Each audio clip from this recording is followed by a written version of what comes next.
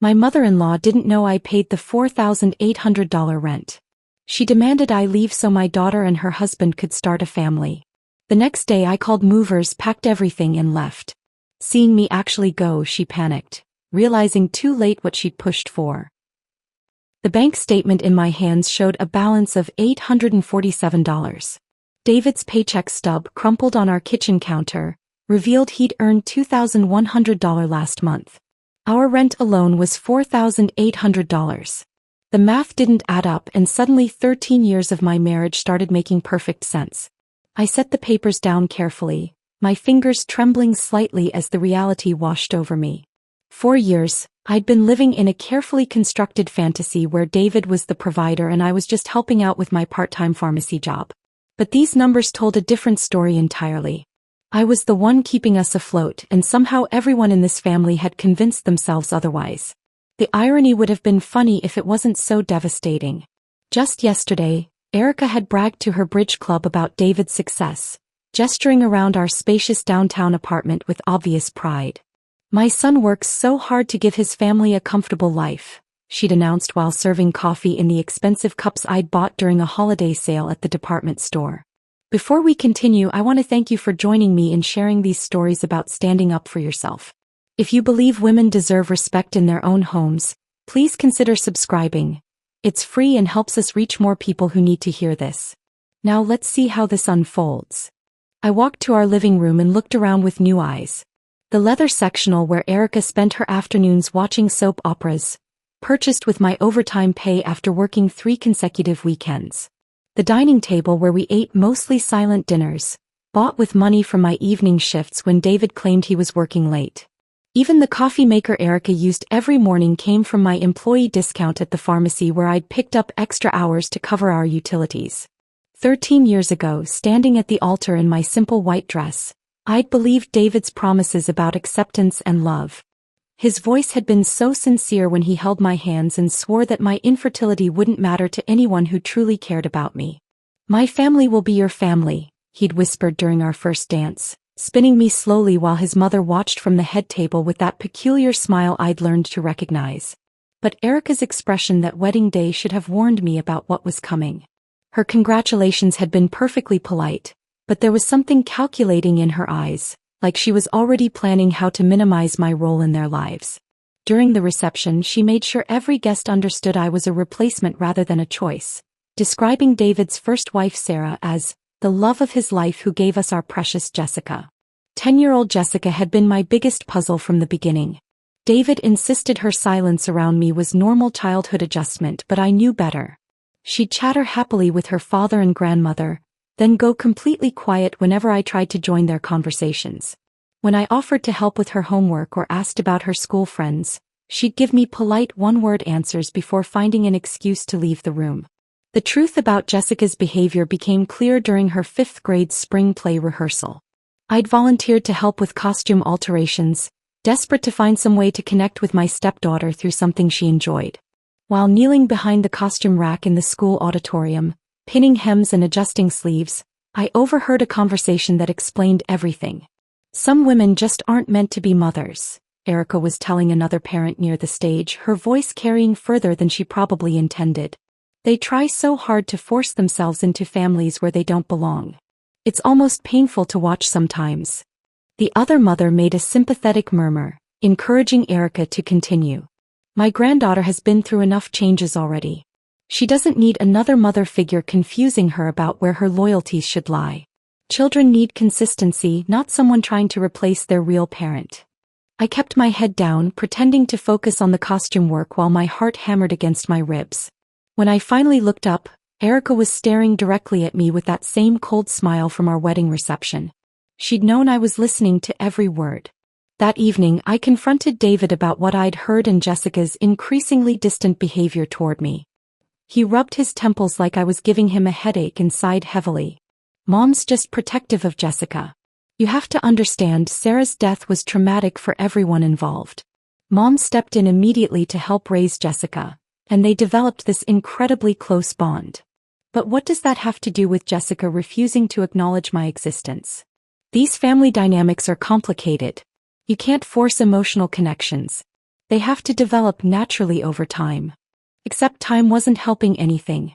If anything, Jessica's rejection was becoming more obvious and deliberate. She'd started calling me David's wife, instead of using my name, even in direct conversation. During family dinners, she'd ask her father to pass messages to me rather than speak to me directly, despite sitting just 3 feet away. The financial deception had begun innocently during David's career troubles 5 years into our marriage. His architecture firms struggled when the economy declined and construction projects were canceled throughout the city. His paychecks became irregular and significantly smaller, while our expenses remained the same. "This is just temporary," David kept reassuring me as I picked up additional shifts at the pharmacy. "The market will bounce back soon and things will return to normal." I didn't mind working longer hours initially. The pharmacy job gave me purpose and independence. Plus, I genuinely enjoyed helping customers with their medications and health questions. What bothered me was how quickly David and Erica seemed to forget about my increased contributions to our household finances. When neighbors complimented our apartment or new purchases, David would smile modestly and make vague comments about doing reasonably well in his career. Erica would beam with maternal pride and tell people how hard her son worked to provide security for his family. Neither of them mentioned the 45 hours per week I was spending at the pharmacy to make their comfortable lifestyle possible. My first major secret purchase was our dining room set. David had complained for months about our old table, claiming it looked cheap and embarrassed him when colleagues visited for dinner. I spent weeks researching furniture options and saved enough money to buy a beautiful solid wood table with 6 matching chairs. When the delivery truck arrived, David assumed his latest commission had been larger than expected. "This looks fantastic," he said, running his hand along the polished surface. "I'm really glad we could finally afford to upgrade our dining room." I didn't correct his assumption. It felt harmless to let him maintain his pride as the family provider while I quietly contributed to our shared happiness. But that small deception became a pattern that grew larger and more complex over time. The leather sectional sofa came from 3 weeks of overtime pay. The new washer and dryer set required a month of weekend shifts. The 65-inch television that Erica loved to brag about to her friends cost me 2 months of evening hours, but she credited David's recent promotion whenever anyone asked about it. Eventually, I was paying our entire $4,800 monthly rent without anyone's knowledge. When David's income dropped to almost nothing during his worst period, I quietly arranged with our landlord to handle the payments directly. I asked them to continue addressing statements to David to avoid uncomfortable questions about our financial arrangements. Living this elaborate lie became exhausting, but I convinced myself it was temporary and necessary for family harmony. I told myself these financial sacrifices would eventually pay off in family acceptance, but Erica had different plans for my future. The systematic destruction of my self-worth began with small exclusions that grew into calculated cruelty over the years that followed. The first major blow came during Jessica's sophomore parent-teacher conference. I'd requested the afternoon off from the pharmacy, something I rarely did since we needed every hour of my income. I even bought a new navy dress, wanting to look professional when meeting Jessica's teachers for the first time as her stepmother. I prepared a list of thoughtful questions about her academic progress and college preparation, genuinely excited to be included in this important aspect of her life. I was standing in our hallway with my purse in hand, keys ready, when Erica emerged from the kitchen wearing her best coat and carrying her leather handbag. "Where are you going?" she asked, looking genuinely confused. "To Jessica's parent-teacher conference. It starts at 3:30. Erica's expression shifted to something between pity and amusement. "Oh honey, you don't need to come. Jessica's family has always been just David and me for these things. We have our routine, and adding another person would just complicate the dynamic with her teachers." The words landed like physical blows. I watched through our front window as David helped his mother into the passenger seat of his car, neither of them looking back at me standing alone in the apartment I was paying for, wearing a dress I'd bought specifically for an event I'd been excluded from at the last moment. That evening, when they returned full of stories about Jessica's excellent grades and her teacher's compliments, I asked David why he hadn't mentioned I was planning to attend. "I figured Mom had talked to you about it," he said, not meeting my eyes. "She's been handling Jessica's school stuff since she was little. It's just easier to keep things consistent." The kitchen became Erica's primary battlefield after Jessica moved out for college. 4 years she'd shared cooking duties, making elaborate meals and teaching Jessica family recipes I was never invited to learn. But once Jessica left, Erica announced she was tired of all that work, and cooking responsibilities fell entirely to me. Every evening became a performance where Erica would sit at our dining table, the one I'd purchased, and critique my efforts with theatrical disgust. She'd cut into my chicken with exaggerated sawing motions, declaring it drier than cardboard, before pushing her plate away dramatically. When I made rice, she'd take a single bite and announce she'd never tasted such flavorless grain in her entire life. The cruelest part was her reaction when I asked for help.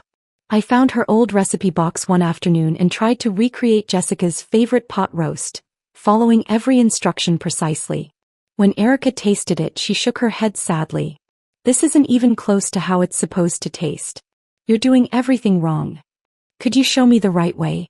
I'd love to learn." Some people just don't have natural cooking instincts. You can't teach what isn't there. She'd watch me struggle in the kitchen every night, offering criticism but never assistance, turning meal preparation into daily proof of my inadequacy. When David complimented my cooking, she'd interrupt with comments like, "Well, it's edible, I suppose." Cleaning became another source of constant humiliation. Erica appointed herself supervisor of my housekeeping, conducting daily inspections with military precision. She'd run her finger along baseboards I'd scrubbed on my hands and knees, declaring them dusty. She'd unfold laundry I'd spent an hour organizing, refolding towels with sharp, angry movements while sighing dramatically. "Your mother clearly didn't teach you proper housekeeping," became her favorite insult, perfectly crafted to attack both my abilities and my deceased mother's memory simultaneously. I'd watch her redo work I'd already completed, her message clear: nothing I did would ever meet her standards. She'd inspect the bathroom after I cleaned it, finding imaginary spots on mirrors I'd polished until they gleamed. She'd reorganize kitchen cabinets I'd arranged carefully, claiming my system made no sense.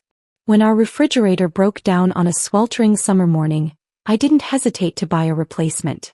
We needed to preserve our food, and I knew David's irregular income couldn't handle such a large unexpected expense. I researched models, compared prices, and arranged delivery for the next day. Erica was waiting when the appliance store truck arrived.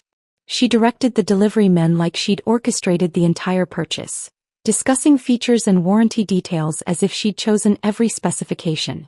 That afternoon, I overheard her on the phone with her sister. "David surprised us with a beautiful new refrigerator yesterday. Stainless steel with all the modern features. He works so hard to provide nice things for his family." The pattern repeated with every purchase I made. New curtains became David's thoughtful home improvement. A replacement vacuum cleaner became his practical gift to make housework easier. Even small items like new dish towels or coffee mugs were credited to his generosity and good taste. I was funding my own invisibility, buying comfort and convenience that others received credit for while I remained unacknowledged. David's behavior changed gradually but noticeably during this period. He began coming home later each evening, claiming increased work pressure and important client meetings. Our conversations became purely functional, discussions about bill due dates, household repairs, and schedule coordination. The emotional intimacy we'd once shared disappeared completely. When I tried to talk about Erica's treatment of me, his responses became predictable and dismissive. "Mom's been through a lot with Dad's death and Jessica moving away. She's just adjusting to changes. It's been 13 years, David. How much adjustment time does she need?" He'd sigh heavily like I was being unreasonably demanding. Some people process grief differently. You need to be more patient and understanding. Our bedroom became a place of polite distance. David would come home exhausted, claiming work stress, and fall asleep immediately after dinner. Weekend conversations focused on practical matters, grocery lists, home maintenance, social obligations we'd attend separately since Erica preferred family events to remain traditional. The most painful realization was understanding that David genuinely didn't see what was happening. He'd grown up with Erica's manipulation and considered her behavior normal family dynamics.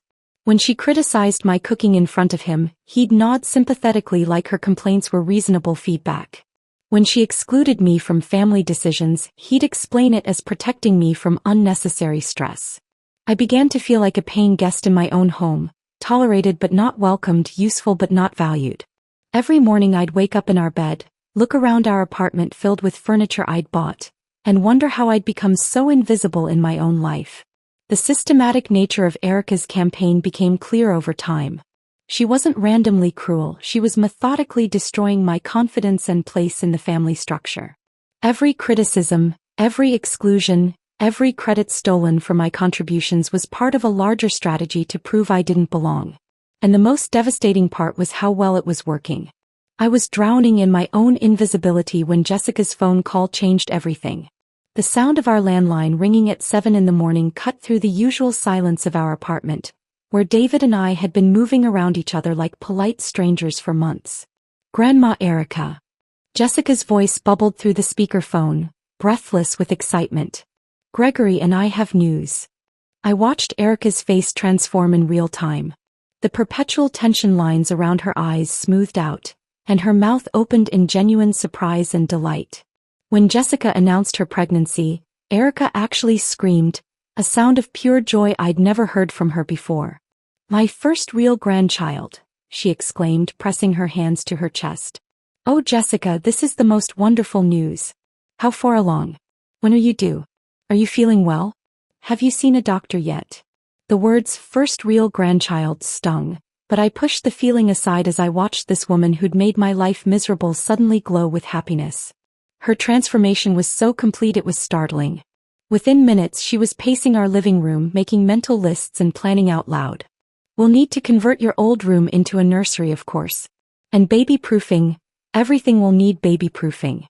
Oh, the shopping we have to do. Cribs, car seats, clothes, toys. I can't believe I'm going to be a grandmother." For the first time in years, Erica seemed genuinely happy, and despite everything she'd put me through, I felt a spark of hope. Maybe this pregnancy would soften her heart. Maybe becoming a grandmother would help her see me as family instead of an intruder. "This is so exciting," I said carefully, testing the waters. "I'd love to help with preparations however I can." Erica glanced at me briefly, her joy dimming just slightly, but she nodded. "There will be plenty to organize." The shopping spree began the very next day. Erica appeared at breakfast with magazines, catalogs, and printed pages from baby websites spread across our dining table. She'd been awake since 5 in the morning, researching everything from organic cotton onesies to state-of-the-art baby monitors. "We need to get the essentials ordered right away," she announced, circling items with red pen. "The good stuff sells out quickly, and I refuse to let my grandchild settle for second-rate products." I watched our bank account drain with alarming speed over the following weeks. Every day brought new packages: a deluxe stroller system for $800, an organic mattress for $400, designer baby clothes that cost more per outfit than I spent on myself in a month. Erica justified each purchase as absolutely necessary for the baby's health and development. When I gently suggested that Jessica and Gregory might want to choose some items themselves, especially big purchases like cribs and car seats, Erica's response was swift and cutting. "You wouldn't understand the joy of preparing for your own grandchild," she said, not looking up from her latest catalog. "Some women never get to experience this feeling. This is what grandmothers do: we prepare, we provide, we make sure everything is perfect." The implication was clear. I wasn't really going to be this baby's grandmother, so my opinion didn't matter. But despite the sting of her words, I found myself getting caught up in the excitement anyway. After years of feeling useless in this family, here was finally something I could contribute to meaningfully. I volunteered to help prepare Jessica's old bedroom, spending my days off from the pharmacy cleaning out closets and researching baby-safe paint options. I bought books about child development and safety, highlighting important sections and leaving them strategically around the apartment where Erica might notice my efforts. In the evenings, I started knitting a baby blanket soft yellow yarn since we didn't know the gender yet. I'd work on it after dinner while watching television with David and Erica, imagining holiday gatherings where I'd finally have a role to play. I pictured myself as the step-grandmother who taught this child to ride a bike or helped with homework. Maybe this baby would be the bridge that finally connected me to this family. "That's lovely work," David said one evening, noticing my knitting project. "The baby will treasure that." Even Erica nodded approvingly. "Yellow is practical. And handmade gifts are always special." For a few weeks, I allowed myself to believe that everything was changing. Erica included me in discussions about nursery themes and baby gear. She asked my opinion about which high chair offered the best safety features. When packages arrived, she'd show me each item and explain why she'd chosen it. But the financial reality became impossible to ignore. Our savings account, which I'd carefully built up through extra pharmacy shifts and careful budgeting, was disappearing at an alarming rate. We'd gone from having a comfortable emergency fund to owing money on 3 different credit cards. When I finally worked up the courage to address our spending, David's reaction revealed how little he understood about our actual financial situation. "Are you suggesting my earnings aren't adequate to support my family?" he asked, his voice tight with wounded pride. "I'm not criticizing your income. I'm saying we're spending more than we're bringing in, regardless of who earns what. Mom is excited about her first grandchild. She wants to provide the best for Jessica's baby. Isn't that what families do for each other?" I stared at him, realizing he genuinely believed his mother's shopping spree was being funded by his architecture work. He had no idea that every baby purchase was coming from my pharmacy paychecks, just like everything else in our household. The delusion was so complete that pointing out the truth would destroy what little self-respect he had left. "I just think we should set some limits," I said carefully. "Limits on my mother's joy? On preparing for my grandchild?" The conversation ended there, but the damage was done. I could see the resentment in David's eyes, the feeling that I was being stingy about family priorities. He started coming home even later, avoiding discussions about money entirely. The perfect storm arrived 2 months before Jessica's due date when she called crying about Gregory's job loss. The manufacturing plant where he'd worked for 3 years was closing, and they were facing unemployment with a baby on the way. "I don't know what we're going to do," Jessica sobbed over the phone. "Our lease is up next month and we can't afford to renew it without Gregory's salary. We're going to be homeless with a newborn." My heart broke for them. Despite Jessica's coldness toward me over the years, she was still a young woman facing a terrifying situation. I immediately started thinking about practical solutions. Maybe we could help them find an affordable apartment nearby, contribute to a security deposit, or help with their first few months of expenses. "Don't worry, sweetheart," Erica said into the phone, her voice soothing and confident. "Grandma will figure something out. Family takes care of family." After Jessica hung up, Erica sat quietly at our kitchen table, her expression thoughtful and calculating. I could practically see the wheels turning in her mind as she worked through different scenarios. "What are you thinking?" I asked. She looked at me with that familiar cold smile, and suddenly I knew that whatever solution she was developing wouldn't include my comfort or well-being. "I'm thinking about what's best for Jessica and my grandchild," she said simply. "Sometimes that requires making difficult decisions about priorities." The way she said priorities made my stomach clench with sudden anxiety. After years of systematic humiliation, I recognized that tone. Erica was planning something, and I had a sinking feeling that I was about to discover exactly how expendable she considered me to be. The anxiety from Erica's calculating expression lingered through the night, making sleep impossible. I tossed and turned, replaying her words about difficult decisions, and wondering what solution she was planning for Jessica's housing crisis. When Tuesday morning arrived, I dragged myself to the kitchen expecting another day of subtle hostility and invisible existence. Instead, Erica was sitting at our dining table with perfect posture, her hands folded neatly in front of her like she was conducting a business meeting. She wasn't reading the newspaper or checking her phone like usual. She was simply waiting, and something about her stillness made my skin crawl. "We need to talk," she said before I could even reach for my coffee mug. The tone was different from anything I'd heard from her before. Not the usual passive-aggressive criticism or theatrical disappointment, but something cold and final. My hand trembled slightly as I poured coffee from the machine I'd bought 6 months ago, the one she'd claimed credit for when her bridge club friends visited. "What's on your mind?" I asked, trying to keep my voice steady. Erica's expression was unlike anything I'd seen in 13 years of living with her. Her eyes held a strange satisfaction, like she'd been planning this conversation for years and was finally ready to execute her plan. The morning light from our kitchen window cast sharp shadows across her face, making her look almost predatory. "Since Jessica and Gregory need to start their family properly," she began, her voice steady and businesslike, You need to leave. The words landed like physical blows. I set my coffee mug down carefully, my mind struggling to process what I'd just heard. Leave? What do you mean leave? I mean pack your belongings and vacate this apartment. Tomorrow. The casual way she delivered this ultimatum was breathtaking.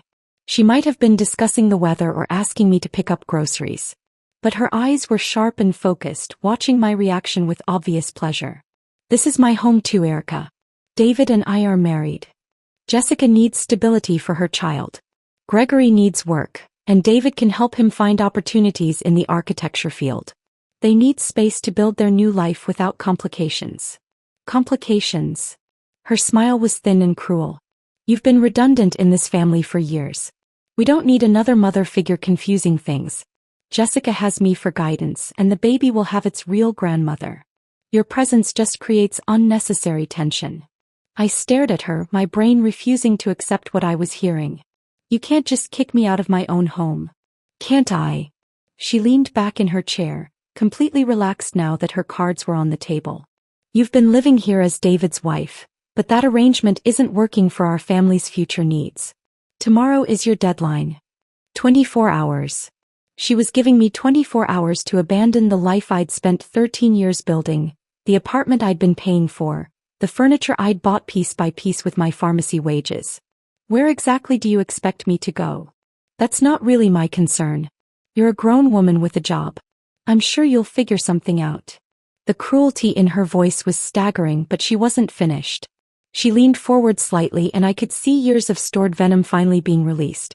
You barren failure, she continued, her voice gaining strength from my shocked silence. You were allowed to experience raising a child for 13 years. Be grateful for that much. Each word was a carefully aimed dagger. She attacked my infertility, my inability to give David biological children, my very worth as a woman. The clinical way she dissected my failures told me this speech had been rehearsed, probably multiple times. Jessica never needed you. David never needed you. You've been playing house with someone else's family, pretending you belonged here. Well, the game is over. I felt my legs give out slightly and I gripped the kitchen counter for support. David loves me. We've been married for 13 years. Erica's laugh was genuinely delighted, like I'd just told her the funniest joke she'd ever heard. Love? Is that what you call it when your husband comes home later and later every night? When he stops talking to you about anything meaningful? When he finds comfort elsewhere? The room tilted around me. What are you talking about? It seems like David is tired of you too. Maybe he's getting along well with a new girlfriend by now. She delivered this information with surgical precision, watching my face crumble as the implications sank in. The casual way she mentioned David's affair told me she'd known about it for months, possibly years. All those late nights, all those mysterious work emergencies, all those times he'd avoided my calls during the day. You knew, I whispered. Of course I knew. Amanda is lovely, by the way. Young, fertile, actually capable of giving David the family he deserves. They've been quite happy together. The betrayal was so complete, so overwhelming that I couldn't form words. David wasn't just cheating on me, he was building a whole new life while I paid for his current one. And Erica had been watching it all unfold, waiting for the perfect moment to destroy me with the truth. Amanda doesn't know about your little financial arrangement, of course. David's been quite clever about maintaining his provider image with her. But once you're gone, that won't matter anymore. My hands were shaking so badly I could barely hold on to the counter. How long? How long what? How long has David been seeing her? Erica pretended to consider the question. Oh, about 8 months now. Right around the time you bought that lovely new television set that David claims he purchased for the family. 8 months. While I'd been working extra shifts to pay for our household expenses, while I'd been knitting baby blankets and dreaming about finally finding my place in this family, my husband had been building a relationship with another woman. With trembling hands, I reached for my phone and dialed David's office number. The receptionist's voice was apologetic but clear. I'm sorry, but Mr. Martinez is out of the office today. He's taken several personal days this week. Personal days he hadn't mentioned to me. I tried his cell phone, but it went straight to voicemail. I called again. Voicemail. Voicemail. David, it's me. Please call me back. Something's happened and I really need to talk to you. I left 3 more messages, my voice getting more desperate with each one. Erica watched this pathetic display with obvious satisfaction, like she was enjoying a particularly good television show. "He's probably with Amanda right now," she said conversationally. "They spend a lot of time together at that little hotel downtown. The Marriott, I believe." I slumped into a chair at the dining table I'd bought with my overtime pay, surrounded by baby supplies I'd helped purchase, in an apartment I'd been secretly funding for years. Everything I'd thought was real, my marriage, my family, my home, had been an elaborate lie. "Why?" I asked, my voice barely a whisper. "Why what? Why tell me all this now? Why not just let David ask for a divorce?" Erica's smile was triumphant. "Because Jessica needs this apartment, and David doesn't have the spine to handle difficult conversations. Besides, this way is more efficient. You disappear, Jessica and Gregory move in, and everyone gets what they actually want. Everyone except me. I was completely alone, sitting in my own kitchen, being evicted from my own life by a woman who'd spent 13 years systematically destroying my confidence and self-worth. And she was enjoying every second of my devastation. I sat in my kitchen for what felt like hours, staring at my phone and waiting for David to call back. The silence was deafening, broken only by Erica's occasional satisfied sighs as she flipped through baby catalogs like nothing earth-shattering had just happened. The walls of our apartment, my apartment, seemed to be closing in on me. "I'm going for a walk," I announced, grabbing my purse before Erica could respond with another cruel comment. The late afternoon air felt sharp against my face as I wandered aimlessly through downtown streets. My legs carried me without conscious direction, past familiar shops and restaurants that held memories of a life I now realized had been built on lies. I found myself standing outside Murphy's Tavern, a cozy Irish pub where David and I used to have dinner dates during our first year in this neighborhood. The irony wasn't lost on me, seeking comfort in a place that reminded me of happier times with the man who was apparently building a new life behind my back. But something drew me inside anyway, maybe the need for a familiar space where I could think clearly. The interior was dimly lit and nearly empty at this time of day. I slid into a booth near the window and ordered coffee from a young waitress who looked vaguely familiar. When she returned with my drink, she hesitated beside my table. "Mrs. Martinez? You probably don't remember me, but I'm Emma. I used to work at the pharmacy down the street before I started here." I looked up at her fresh face and kind eyes, grateful for any human connection that wasn't tainted by years of manipulation and lies. "Of course. Emma, how are you? I wondered what happened when you left the pharmacy so suddenly." Her expression shifted to something between concern and nervousness. "Mrs. Martinez, I need to tell you something. I've been wanting to reach out, but I wasn't sure if I should get involved." Something in her tone made my stomach clench. "What is it?" Emma glanced around the nearly empty tavern, then slid into the booth across from me. "Your husband comes in here regularly. With a woman. Not you."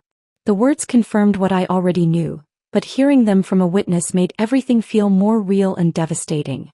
"How regularly?" "2, sometimes 3 times a week. Always the same booth in the back corner. They're very..." She paused, choosing her words carefully, affectionate with each other. I stared into my coffee cup, processing this information. "How long has this been going on?" "I started working here about 8 months ago, and they were already regulars then." 8 months. Exactly the timeline Erica had mentioned. While I'd been working extra shifts to pay for our household expenses and knitting baby blankets in the evenings, David had been maintaining a relationship with another woman just 6 blocks from our apartment. Emma reached into her apron pocket and pulled out her phone. "I took some pictures. I know it's not really my business, but you've always been so kind to me, and it felt wrong not to say anything."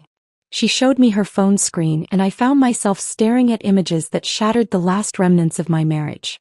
David and a petite blonde woman entering the downtown Marriott Hotel, his arm around her waist in a possessive way he hadn't touched me in years. Another photo showed them in the tavern booth, leaning close together over drinks, her hand resting on his cheek. As I stared at these images, something strange happened. The crushing heartbreak I'd expected didn't come. Instead, I felt something harder and more focused crystallizing in my chest, a cold determination I'd never experienced before. "Emma, could you send these to my phone?" "Of course." "And Mrs. Martinez? I'm really sorry. You deserve so much better than this." Walking home with Emma's evidence in my phone, My mind started working in ways it never had before. For 13 years I'd been the accommodating wife, the invisible provider, the woman who absorbed abuse and accepted crumbs.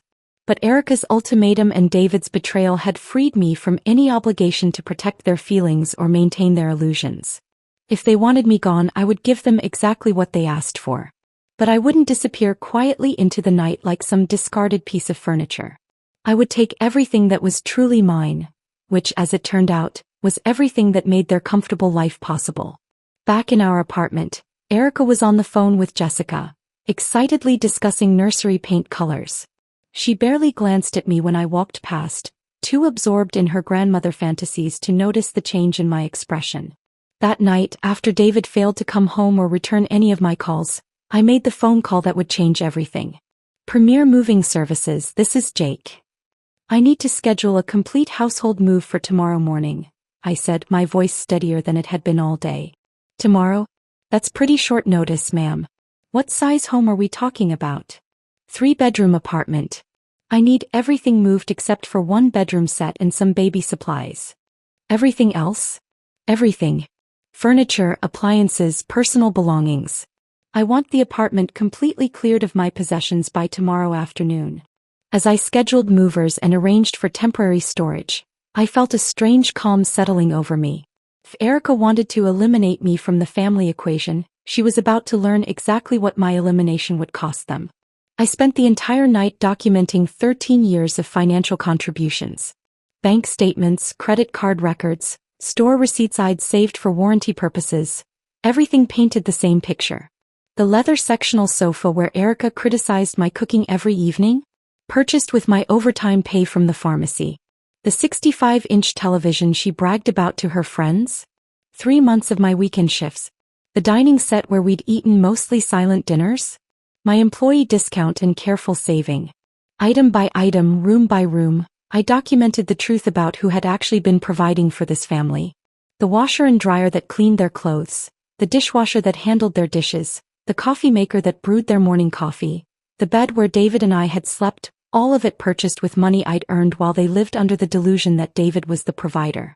Even the baby supplies scattered throughout the apartment had been bought with my credit cards, though Erica had claimed full credit for every thoughtful purchase. As I packed my personal belongings, clothes, books, photo albums, the jewelry box that still contained my wedding dress receipt, I felt lighter with each sealed box. 4 years, I'd been carrying the weight of this family's financial stability while receiving only criticism and exclusion in return. Tomorrow I would finally set that burden down. I left out only the essentials I'd need for the next few days, along with one outfit for tomorrow's grand finale. I wanted to look professional and composed when Erica discovered what my departure would actually cost them. By dawn I was ready. The movers would arrive at 8 a.m. sharp. Erica would wake up to discover that everything she'd taken for granted was about to disappear, just like the woman she'd spent 13 years trying to erase. I sat in my favorite chair, the one I'd bought during my first year of marriage, and watched the sun rise through windows I'd been paying to look through. After years of living as a ghost in my own home, I was about to become very visible indeed. The knock at our door came at exactly 8 a.m., just as I'd requested. I was dressed in my best navy suit, the one I wore to important pharmacy conferences, my hair pulled back professionally. I wanted to look composed and in control for what was about to unfold. "I'll get it," I called out before Erica could move from her spot at the kitchen table where she was eating the breakfast I'd prepared for the last time. 3 men in matching Premier Moving Services uniforms stood in our hallway with clipboards and confident expressions. The crew leader, a stocky man named Miguel, extended his hand. "Mrs. Martinez? We're here for the full household relocation." "Perfect timing. Please come in." I opened the door wide and gestured them inside. Behind me, I heard Erica's coffee cup clatter against her saucer. "What's going on?" she demanded, rising from her chair as the movers began surveying our living room with professional efficiency. "I'm taking everything I bought," I announced calmly, turning to face her. "Which, as it turns out, is everything except your old dresser and the baby supplies." Erica's face cycled through confusion, disbelief, and dawning horror as the movers began their systematic removal of our life. Miguel directed his team with quiet competence while I provided a detailed inventory of exactly what belonged to me. The sectional sofa goes to storage unit 47, I told them. Also the coffee table, end tables, and all the lamps. Wait, you can't just take our furniture. Erica sputtered, but her protest sounded weak even to her own ears. It's not our furniture. It's my furniture. Purchased with my money from my job. I handed Miguel the receipt file I'd organized the night before. Everything's documented here. Purchase dates, payment methods, warranty information. Watching them wrap and remove the leather sectional where Erica had spent years criticizing my cooking felt surprisingly therapeutic. She stood frozen in the center of our living room as her comfortable world literally disappeared around her. The dining set too, I instructed as two movers approached the table where we'd eaten so many silent dinners. Table, chairs, and the matching sideboard. This is insane, Erica whispered, but I noticed she wasn't actually trying to stop them. Deep down she knew I was right. The kitchen proved especially satisfying. Out went the dishwasher I'd bought when our old one broke down. The coffee maker that brewed her morning ritual. The microwave she used to reheat leftovers while complaining about my fresh cooking. Even the refrigerator, the brand new stainless steel model she'd bragged about to her bridge club friends just 2 weeks ago. Wait, who's going to pay for all this? Erica stammered, gesturing frantically at the increasingly empty space. Her panic was immediate and complete as the reality of my departure hit her. For 13 years she'd lived under the comfortable assumption that David was providing their lifestyle. Now she was watching that illusion crumble in real time. I mean, how will we afford to replace everything? How will we even eat without a refrigerator? That sounds like a problem for the people who'll be living here, I replied, checking items off my inventory list as the movers worked. But you can't just leave us with nothing. What about family loyalty? What about supporting each other through difficult times? I looked at her with the same cold smile she'd perfected over the years. Some people just aren't meant to be family members. You taught me that. Her frantic pleas continued as room after room was systematically emptied. The bedroom furniture, the washer and dryer, the television that had been the centerpiece of their evening entertainment, all of it disappeared into the moving truck while Erica watched in growing desperation. By 10 a.m., David's key was turning in the front door. He walked in with Jessica and Gregory, clearly expecting to find me cowering and ready to negotiate. Instead they found a nearly empty apartment and 3 movers carrying out the last of my belongings. What the hell is happening here? David demanded, his voice cracking with shock. I'm leaving just like your mother requested. I'm taking my things with me. Jessica looked around the bare space with wide eyes. But where will we live? Where will we put the baby's things? That's an interesting question, I said, pulling out the rental agreement I'd retrieved from our files. The monthly rent for this apartment is $4,800. Due on the 1st of every month. Gregory's face went completely white as he processed the number. $4,800? Every month. That's impossible, Jessica said. Dad's been paying that this whole time? David's embarrassed silence spoke volumes. He stood in the middle of our empty living room, unable to meet anyone's eyes, finally exposed as the financial failure he'd been hiding behind my earnings. We can't afford $4,000 a month, Gregory said quietly. My unemployment benefits are only $1,200. Even if I found work immediately.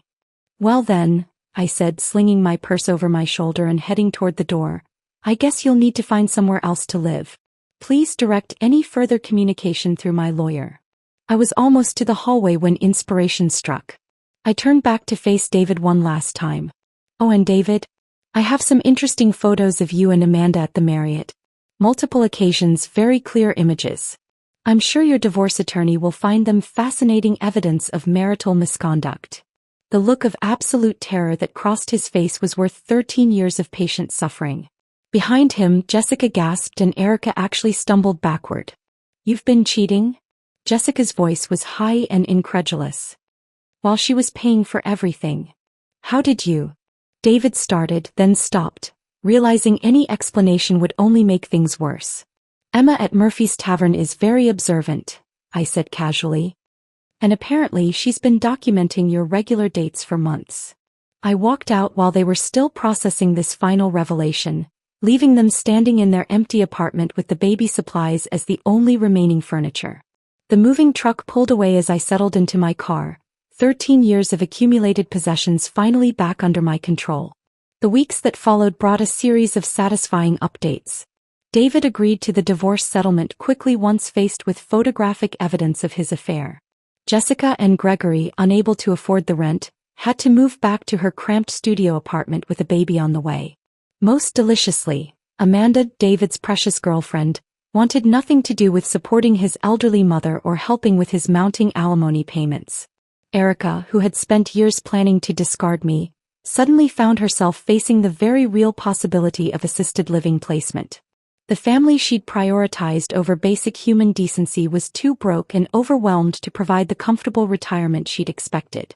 My new apartment near the financial district was smaller but entirely mine. I returned to full-time work at the pharmacy, rediscovering the satisfaction of financial independence and professional respect.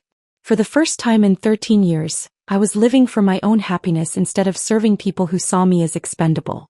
Sometimes revenge isn't about hurting others.